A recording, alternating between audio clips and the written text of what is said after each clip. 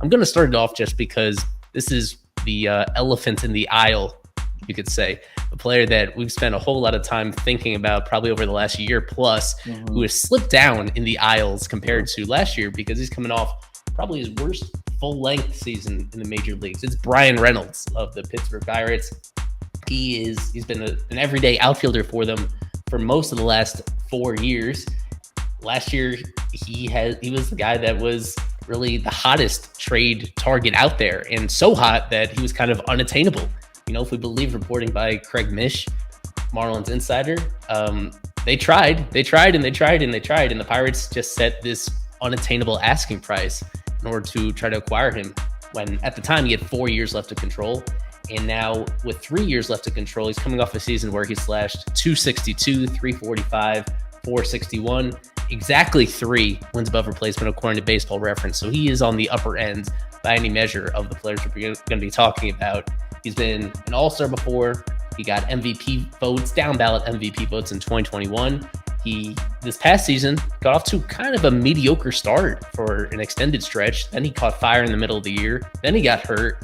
And then towards the end of the year, he was all right. And you put it all together, he's about 25% better than league average. And he's a guy that started out more as a corner outfielder. And this past year is when he fully completed the conversion. He played 99% of his defensive innings last year in center field. He's just a great switch hitter, even coming off the year that he just had. And the Pirates coming off a year where they were probably even worse than people could have feared. So we think he's going to be available. We think he's going to be a little bit more affordable than he was the previous year. The big question probably is whether we're confident in him as a center fielder, because the defensive metrics last year were concerning. I'll go to you, Lewis, just about your Bryan Reynolds thoughts and how he potentially fits in, and whether or you think he should be a high priority for the team. Yeah, it's so strange. The dichotomy that presents itself is the fact that this team has struggled to score runs really ever since the start of 2018 season. And Reynolds is a proven hitter. I mean, ahead of the 2022 season, he had a 127 adjusted OPS plus.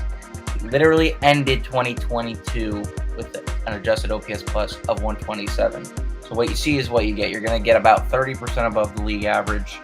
The defense, though, I'm really glad you touched on that. Since the start of 2021, he has cost the Pirates 19 runs by DRS in the outfield. That's the worst among all qualified center fielders in this span. He cost the team a full win by defensive WAR this year, a little bit more, 1.1 EWAR. Cost him 14 runs by DRS this year, so cost him about 5 last year. That being said, I mean, he was in the 6th percentile and outs above average. I think he's eventually going to be a corner outfielder, but with the defense in mind, I think that maybe makes him more affordable. Although I think the bat is such that he's displayed enough consistency that he can maybe offset that a little bit, and I think the Pirates could still get, obviously, a nice return for him, because I think, if you're being honest, he's a consistent 4-win player when all is well. If the defense is average, he's a 4-win player who has 25 homer power. He's not a burner on the bases. He's not going to steal you a ton of bags, but he does so many things well. I mean, he reminds me a lot of Nick Markakis with a little bit more power. I had him on my list as well as guys to talk about. The only concern, is the defense, but I think he would give them a premium bat, a middle of the order bat too. I mean, it wouldn't be hyperbole to say he'd probably be hitting 3 or 4 for them. Would he be acquired, barring they don't make any other moves to supplement that lineup? I believe now after this down year for Reynolds, you kind of would assume that the value goes down. That's really the only thing I want to add to Reynolds. And if he's Miami Marlin, then he almost likely slip into center field, or because you have Ivy in right field, and I don't know how much left field experience he has.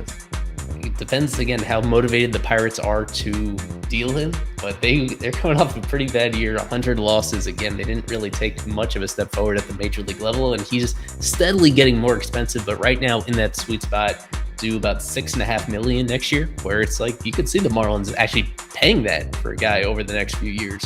He really is in that sweet spot. He's not a perfect player, but in terms of ones that we're trying to aspire for guys with great upside versus ones that are actually attainable, kind of fit in. I'm still pretty high on him, and so I'm very intrigued to see how the rumor mill spins around him this offseason.